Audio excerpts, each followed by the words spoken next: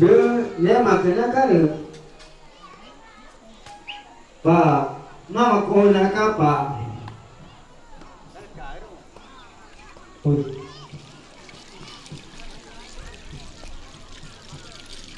chắc là anh em mà chúng ta lại các bạn chọn quan trọng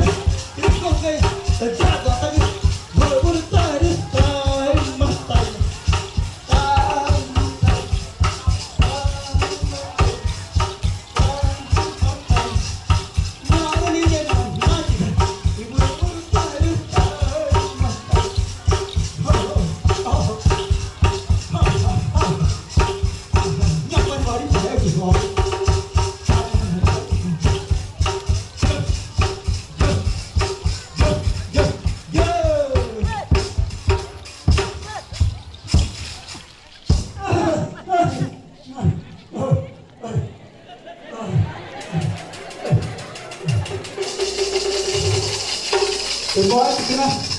trái cái đường mỗi chỉ ca chỉ cái nó nhé mà rồi quá là cái ta chỉ cái nó được tao mới tay cho nó một cái từ ta nhé nữa rồi nhé mà cái mỗi chỉ ở đây giờ ra từ bên mỗi cái được tao ta nói cái nhá chắc cái này rồi quay ta nên làm cái này rồi mỗi chắc có đi rồi mỗi cho nó nói cái nó nhé mà cái này được quá là tao cho nó nói thì cho nó nói thì nhé cái mỗi chỉ cho cái này được rồi vui nguồn này của nó nát em phục được rồi có đi cần nó cho nó mang cái nó mỗi chỉ thì ba đi nó cho được nghe mà